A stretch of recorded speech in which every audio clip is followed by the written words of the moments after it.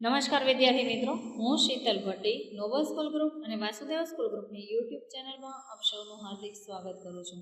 વિદ્યાર્થી મિત્રો, અહીં આપણે 8મા ધોરણના સામાજિક વિજ્ઞાનમાં ચેપ્ટર નંબર 3 અને ચેપ્ટરનું નામ છે ભારતમાં રાષ્ટ્રવાદ.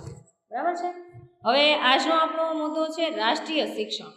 રાષ્ટ્રીય શિક્ષણ એટલે તો કે ભારતની અંદર જે આપણું રાષ્ટ્રીય શિક્ષણ જે હિન્દી ભાષામાં, બરાબર, આપણી રાષ્ટ્રીય ભાષા તો કે હિન્દી, તો હિન્દી ભાષામાં જે શિક્ષણ આપતું હતું એ જ શિક્ષણ લેવું. બરાબર છે. આપણે અગાઉ જોઈ ગયા કે સ્વદેશી આંદોલન, તો એની અંદર 3 બાબતો હતી કે સ્વદેશી માલનો વેપાર કરવો, વિદેશી માલનો બહિષ્કાર કરવો અને રાષ્ટ્રીય શિક્ષણ લેવું. અંગ્રેજોએ ભારતની અંદર જે અંગ્રેજી શિક્ષણની શરૂઆત કરી હતી એ અંગ્રેજી શિક્ષણ છે એ કોઈએ લેવું નહીં. તો આપણે આજના આપણા ટોપિક ઉપર આવીએ છીએ, રાષ્ટ્રીય શિક્ષણ. સ્વદેશી અને બહિષ્કાર સાથે સંકળાયેલું 1905ના આંદોલનનું ત્રીજું મહત્વનું લક્ષણ રાષ્ટ્રીય શિક્ષણનું હતું.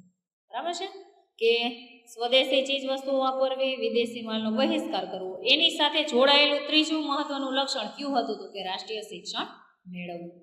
બંગભંગની ચળવળમાં વિદ્યાર્થીઓએ આગળ પડતો ભાગ લીધો હતો. બરાબર, બંગભંગ આંદોલન છે એની અંદર તો કે વિદ્યાર્થીઓએ વધારે પડતા એમાં કોણ જોડાણા હતા તો કે વિદ્યાર્થીઓ. તેથી વિદ્યાર્થીઓને સામૂહિક દંડ કરવાથી માંડીને તેમને શાળા કોલેજમાંથી કમી એટલે બરતરફ કરવા સુધીના પગલાં ભરવામાં આવ્યા. બરાબર, આ આંદોલનની અંદર સૌથી વધારે તો કે વિદ્યાર્થીઓ જોડાણા હતા. તો વિદ્યાર્થીઓને સામૂહિક દંડ એટલે સમૂહમાં દંડ આપવો, ત્યાંથી લઈ અને એમને શાળા કોલેજમાંથી કાઢી મૂકવામાં આવ્યા. બરાબર છે, ત્યાં સુધીના પગલાં છે એ આંદોલનમાં લેવામાં આવ્યા. પરિણામે વૈકલ્પિક શિક્ષણ તરીકે રાષ્ટ્રીય શાળાઓ શરૂ કરવામાં આવ્યા. બરાબર, એના વૈકલ્પિક સ્વરૂપે એના બીજા ઓપ્શન સ્વરૂપે તો કે ભારતની અંદર જે આપણું છે રાષ્ટ્રીય શિક્ષણ, બરાબર છે, એ માટે તો કે શાળા કોલેજો જે છે એ શરૂ કરવામાં આવી. શા માટે શરૂ કરવામાં આવી છે તો કે બંગભંગ આંદોલનની અંદર જે વધુ પડતા એટલે વધારેમાં વધારે વિદ્યાર્થીઓની અંદર જોડાણ હતા, એટલા માટે તો કે વિદ્યાર્થીઓને સામૂહિક દંડથી લઈ શાળા કોલેજમાંથી કાઢી મૂકવામાં આવે છે. એ માટે થઈ અને શિક્ષણ આપવા માટે થઈ રાષ્ટ્રીય શાળાઓ છે શરૂ કરવામાં આવી.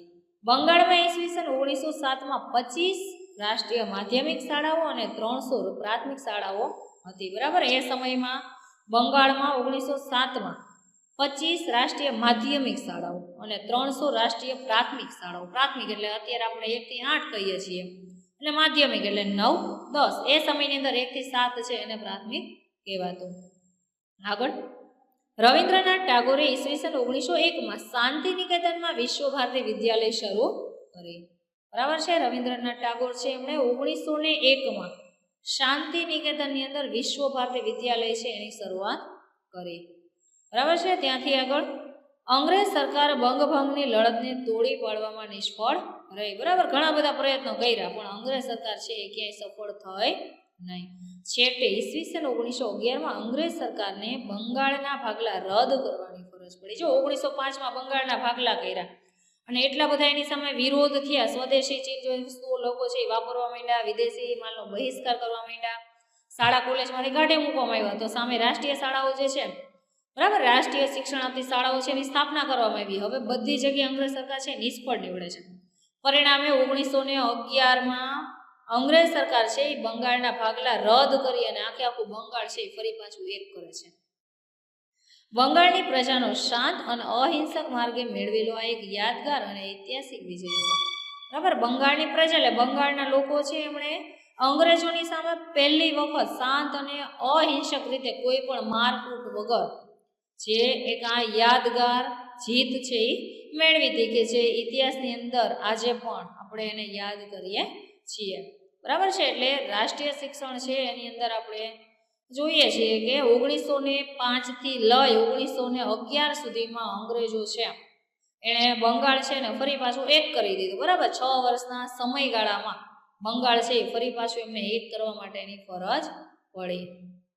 ત્યાંથી આગળ વાત કરીએ જહાલવાદનો ઉદય. દાદાભાઈ નવરોજી, સુરેન્દ્રનાથ બેનર્જી, ગોપાલકૃષ્ણ ગોખલે, ફિરોઝ શાહ મહેતા વગેરે નેતાઓ બંધારણીય માર્ગે રાજકીય હકો મેળવવા માંગતા હતા. બરાબર છે. તમને પ્રશ્ન પૂછાય કે મવાળવાદી એટલે કે નરમ વલણ ધરાવતા નેતાઓ ક્યાં ક્યાં હતા તો દાદાભાઈ નવરોજી. બરાબર, મવાળવાદી એટલે શાંત સ્વભાવના જે નેતાઓ દાદાભાઈ નવરોજી, સુરેન્દ્રનાથ બેનર્જી, ગોપાલકૃષ્ણ ગોખલે, ફિરોઝ શાહ મહેતા બરાબર. આ બધા નેતાઓ છે એ બંધારણીય માર્ગે બંધારણ દ્વારા જે કોઈ પણ આપણે રાજકીય હકો મળ્યા છે મેળવવા માટે પ્રયત્ન કરતા હતા. તેઓને તેમના સમય પ્રમાણે મવાળ એટલે કે નરમ વલણ અપનાવ્યું હોવાથી મવાળવાદી તરીકે ઓળખાયા. બરાબર છે. મવાળવાદી નેતાઓના નામ જણાવો તો આ જે ઉપર આપેલા જે નામ છે એ તમારે લખવાના રહેશે. શા માટે એને મવાળવાદી નેતા કહેવાય છે તો કે એમના સ્વભાવ પ્રમાણે, બરાબર છે, એના જે કોઈ પણ જે સમય હતો એ પ્રમાણે એને એ વલણ અપનાવ્યું, એવા વિચારો અપનાવ્યા, એ માટે થઈ અને મવાળવાદી નેતા તરીકે ઓળખાય છે. મવાળવાદી નેતાઓએ હિન્દના સુશિક્ષિત મધ્યમ વર્ગને સંગઠિત કરી મજબૂત રાષ્ટ્રીય ચેતના માટેની પૂર્વ ભૂમિકા તૈયાર કરી. બરાબર. જે આ મવાળવાદી નેતા છે દાદાભાઈ નવરોજી, સુરેન્દ્રનાથ બેનર્જી અને ગોપાલકૃષ્ણ ગોખલે, એમણે તો કે ભારતની અંદર જે સુશિક્ષિત, બરાબર, જે શિક્ષણ મેળવવા માટેનો જે મધ્યમ વર્ગ હતો એને સંગઠિત કરી, સંગઠિત એટલે ભેગા કરી અને મજબૂત રાષ્ટ્રીય ચેતના, બરાબર, દેશ માટે કંઈક કરી છૂટવાની જે ભાવના છે એવું છે મજબૂત રાષ્ટ્રીય ચેતના છે એ લોકોની અંદર દર્શાવવા માટે, જગાડવા માટે થઈ અને પૂર્વ ભૂમિકા છે એ તૈયાર કરે છે. તેમણે સ્વશાસન, સમાનતા, લોકશાહી અને સ્વતંત્રતાના વિચારોનું ભારતીય પ્રજામાં બીજ રોપણનું કાર્ય કર્યું. બરાબર. એમણે લોકોની અંદર કઈ ભાવના છે કે સ્વશાસન, આપણા દેશમાં આપણું શાસન હોવું જોઈએ. બીજું સમાનતા, બધા લોકો કેવા છે સરખા, કોઈ પણ જાતના ભેદભાવ હોવા જોઈએ નહીં. લોકશાહી, લોકશાહી એટલે લોકોથી, લોકો દ્વારા અને લોકો માટે ચાલતું શાસન. સ્વતંત્રતા, બરાબર છે, દરેક વ્યક્તિ છે એ સ્વતંત્ર છે. તો આવા જે કોઈ પણ વિચારો છે એ તો કે લોકોની અંદર, બરાબર, વિચારો જગાડવા માટેનું કાર્ય કર્યું. તેમની કામગીરીના પરિણામ સ્વરૂપ જાગૃત થયેલો હિન્દનો યુવા વર્ગ ઉત્સાહી, આક્રમક અને આત્મવિશ્વાસથી સભર હતો.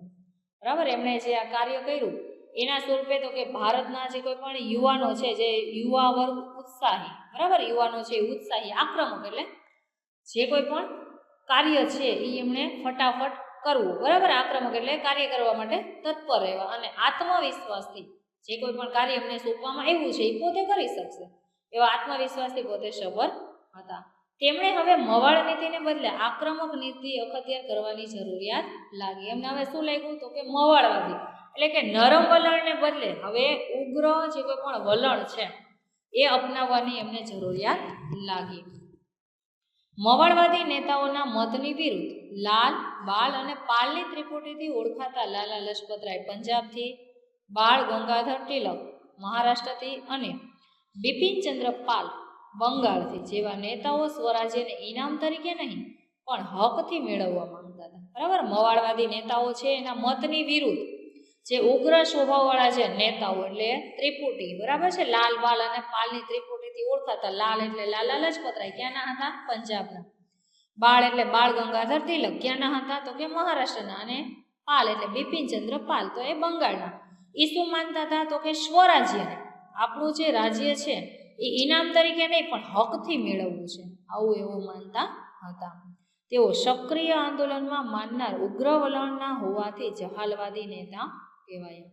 બરાબર. આ આંદોલનમાં પોતે સક્રિય માનનાર એટલે કે સક્રિય આંદોલનમાં માનનાર, ઉગ્ર વિરોધથી, બરાબર, ઉગ્ર વલણથી એ લોકો તો કે જે કોઈ પણ આપણું સ્વરાજ્ય છે એ હકથી મેળવવા માંગતા હતા, એટલા માટે થઈ તેઓ જહાલવાદી નેતા કહેવાયા. પ્રશ્ન પૂછાય જહાલવાદી નેતાઓના નામ લખો તો કે લાલ, બાલ અને પાલ. લાલ એટલે લાલા લજપતરાય, બાલ એટલે બાળ ગંગાધર તિલક અને પાલ એટલે બિપિનચંદ્ર પાલ.